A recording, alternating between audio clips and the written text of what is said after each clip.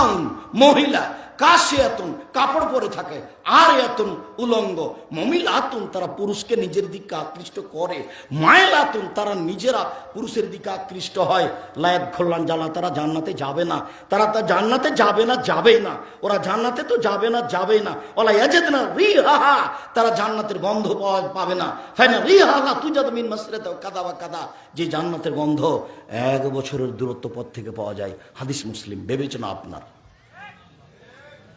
আবু হুরায়রা রাদিয়াল্লাহু তাআলা আনহু বলেন, রাসূল সাল্লাল্লাহু আলাইহি ওয়াসাল্লাম বলেছেন 3 শ্রেণীর মানুষ জাহান্নামে যাবে।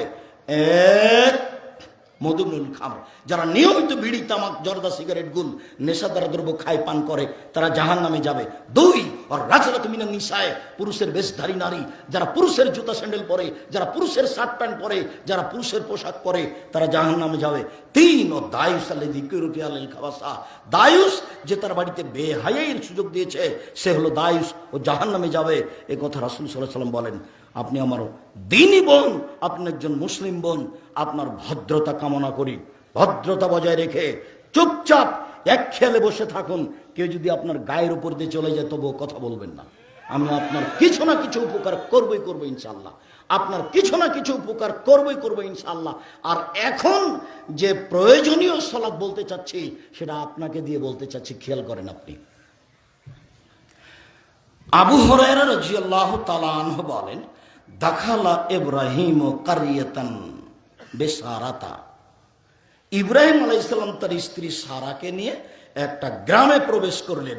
ওয়াফিহা জাব্বারুন মিনাল জাবাবেরা, সেই গ্রামে ছিল স্বৈরাচারী শাসক। ফাকিলা লাহু, তাকে বলা হলো, দাখালা ইব্রাহিম মাহু ইমরা হে আহসানুন নিসায়ে মিনাল আরব, একজন পুরুষ আপনার এলাকায় ঢুকেছে, তার সাথে একজন মহিলা রয়েছে, সে হচ্ছে আরব ভূখণ্ডে সবচেয়ে সুন্দরী। অত্র বুখারী মুসলিম বিবরণে বিদ্বানগণ বলতে চেয়েছেন, হাওয়া থেকে নিয়ে কিয়ামত পর্যন্ত যত নারী এসেছে, যত নারী আছে, যত নারী আসবে, সবার চেয়ে সুন্দরী সারা। আর না হলে বিদ্বানগণ বলতে চেয়েছেন, ওই সময়ে ইব্রাহিম আলাইহিস সালামের যুগে পৃথিবীতে যত নারী ছিল সবচেয়ে সুন্দরী ছিলেন সারা।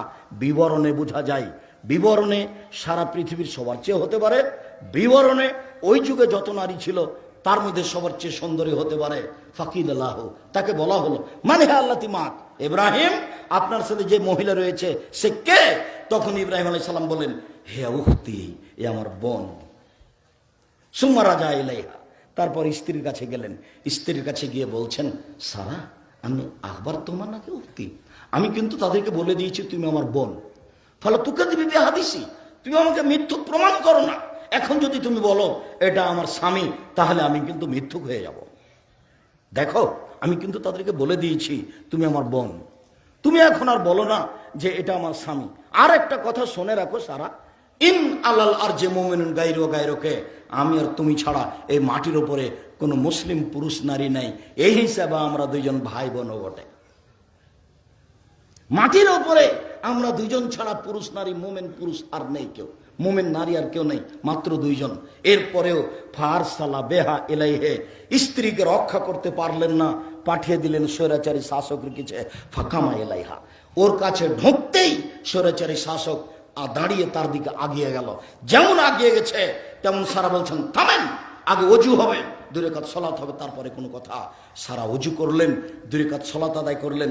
সালাত আদায় করে বলছেন, এবার দেখেন, আল্লাহুম্মা, হে আল্লাহ, ইন কুনতু আমানতু বিকা ওয়া বিরাসূলিকা ওয়া আসামতু ফারজি লিল্লাহি জাওজি, আমি যদি তোমাকে আল্লাহ বলে মেনে নিয়ে থাকি, আমি যদি ইব্রাহিমকে নবী বলে বিশ্বাস করে থাকি, আমার জিন্দেগিতে আমার লজ্জা স্থানকে আমার স্বামী ছাড়া কাউকে ব্যবহার করতে না দিয়ে থাকি, এই কথা 3টা যদি সত্য হয়ে থাকে, 1, আমি তোমাকে আল্লাহ বলে মানি, 2, ইব্রাহিমকে নবী বলে মানি, 3, জিন্দেগিতে আমি কোনোদিন জিনা করিনি, এই কথা 3টা যদি সত্য হয়ে থাকে, ফালা তুসাল্লি তালাল কাফেরা, তাহলে এই নির্জন ঘরে এই কাফের যেন আমার গায়ে হাত লাগাতে না পারে। কথা শেষই হয়নি, স্বৈরাচারী শাসক উল্টে পড়ে গেছে। উপস্থিত বৈঠক হলো মুসলিম বোন, আপনার সাহস হয়? কি দিয়ে সাহস হবে? আপনার তো গায়ে ছোট ব্লাউজ আছে, আপনি কিভাবে বলবেন এই কথা? আপনি তো নগ্ন পোশাকে স্কুল কলেজে যান, কি দিয়ে বলবেন আপনার সাহস কোথায়? এখন আপনার মাথার চুল এই শীতের দিনে খোলা আছে, আপনি ক্লাস 10-এ পড়েন, অথচ আপনার বাপ আছে, অথচ আপনার মা আছে। জন্ম দিতে পারলে বাপ হওয়া যায় না, ক্ষমতার নাম বাপ। প্রসাব করাতে পারলে মা হওয়া যায় না, ক্ষমতার নাম মা। একটু 1 মিনিট এক খেলে চেয়ে থাকবেন, বাস্তব আপনি যে মা নন, বাস্তব আপনি যে বাপ নন, এটা আপনাকে দেখাচ্ছি। আপনি আসলে জন্মসূত্রে বাপ, আপনি আসলে প্রসব সূত্রে মা।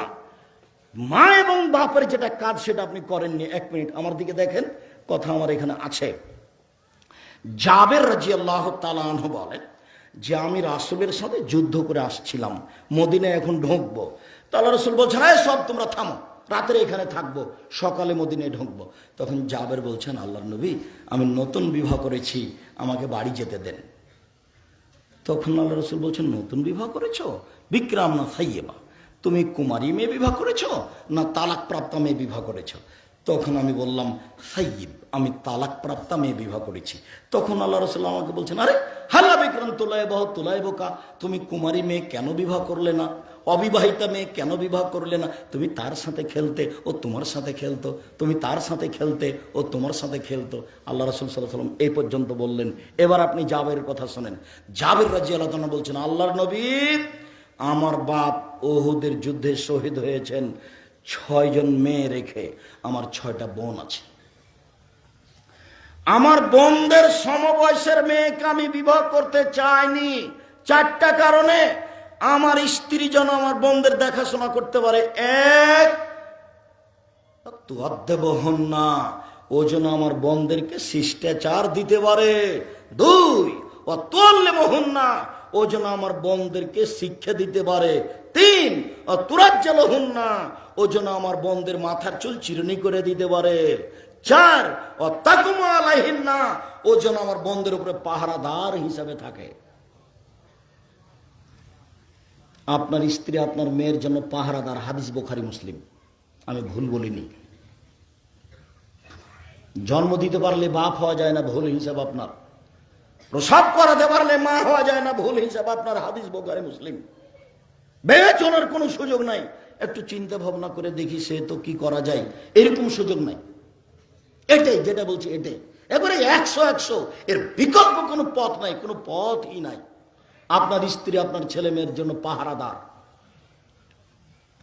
ওর মাথার চুল ঠিক আছে কিনা আপনার স্ত্রী দেখবে, ঠিক মতো চলাফেরা করে কিনা আপনার স্ত্রী দেখবে, ঠিক মতো পড়াশোনা করে কিনা আপনার স্ত্রী দেখবে।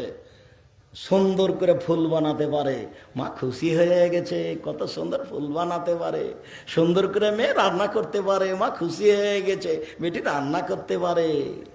বেঢাঙ্গা হয়ে দুলা ভাইয়ের সামনে যেতে পারে, মা খুশি হয়ে গেছে। অযোগ্য মা প্রস্রাব করাতে পারে, বাচ্চা মানুষ করতে পারে না।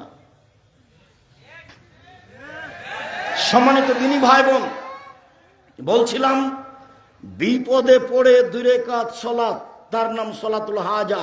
এ দেখেন বিপদে পড়ে। আরেকটু, আবু হুরায়রা রাদিয়াল্লাহু তাআলা আনহু বলেন, রাসূল সাল্লাল্লাহু আলাইহি সাল্লাম বলেছেন, লাম ইয়াতাকাল্লাম ফিল মাহদি ইল্লা সালাসা, দুধ খাওয়া অবস্থায় মাত্র 3 জন কথা বলেছে। 3 জন। 1, ঈসা আলাইহিস সালাম দুধ খাওয়া অবস্থায় কথা বলেছেন। 2, কান রাজুলুন ফি বানি ইসরাঈল ইয়াকুলুহু জুরাইজ, আজ থেকে নিয়ে হাজার বছর পূর্বে একটা লোক ছিল, তার নাম ছিল জোরাইজ। ইসল্লি ফি সাওমাতিহি, তিনি তার গির্জা ঘরে ইবাদত করছিলেন। ফাআতাতহু উম্মুহু, তখন তার মা তার কাছে আসলো। ফাদাওয়াতহু, তার মা তাকে ডাকলো, আব্বু জোরাইজ, জোরাইজ। কোনো উত্তর দিল না। জোরাইজ বলছে, উজিবা উসাল্লি, আমি এখন সালাত আদায় করব না মায়ের ডাকে সাড়া দিব? আমি এখন সালাত আদায় করব না মায়ের ডাকে সাড়া দিব? এটা করতে করতে একটু দেরি হয়ে গেছে। তখন মা বদদুয়া করে বলছেন, আল্লাহুম্মা লা তুমিতহু হাত্তা তুরিহু জুহাল মুমিসাত, আল্লাহ তুমি এই ছেলের মরণ দিও না পতিতালয়ের মহিলার মুখ দেখা পর্যন্ত। আল্লাহ আমার এই ছেলের মরণ দিও না পতিতালয়ের মহিলার মুখ দেখা পর্যন্ত। আল্লাহ তুমি আমার এই ছেলের মরণ দিও না একটা বদনাম দুর্ঘটনা ঘটানোর পূর্ব পর্যন্ত। এই বলে মা চলে গেলেন। ফাতারাজলাতহু, তাৎক্ষণিক একটা মহিলা চলে এসেছে। ফাতাকাল্লামাতহু, তার সাথে জেনার কথা বলল। ফাআবা, জোরাইজ উল্টা ফিরলেন, ছি ছি ছি ছি, বলো কি তুমি, তোমার সাথে আমি জেনায় লিপ্ত হবো মানে? ফাতাতির রায়, মহিলা একটা রাখালের কাছে আসলো, ফাম কানাথু, রাখালকে জোর করে চেপে ধরলো, জেনা করলো, ফাওয়ালাদাত গোলামান, একটা বাচ্চা প্রসব করলো। কালত হাজামিন জোরাইজ, বলে দিল এই বাচ্চা জোরাইজের। ফাতাহু, জনগণ তার গির্জা ঘরের কাছে আসলো, ফাকাসসারুহ, গির্জা ঘরকে ভেঙে একবার ধুলা ধুলা করে দিল। ওয়ানজালাহু, টেনে হেঁচড়ে তাকে রাস্তায় নামিয়ে দিল। ও সাব্বুহ, তারা অকথ্য ভাষায় গালি দিল। ফাকামা জোরাইজ, এবার জোরাইজ দাঁড়ালেন, তাওয়াদ্দা, অজু করলেন, ও সাল্লা রাকাতাইন, 2 রাকাত সালাত আদায় করলেন। ফাতাল গোলামা, ও দুধের বাচ্চার কাছে আসলেন, দুধের বাচ্চাকে বললেন, মানাবুকা, ও দুধের বাচ্চা বলো তো তোমার বাপকে? দুধের বাচ্চা বলছে, আবি আর রাই, আমার বাপ হচ্ছে রাখাল।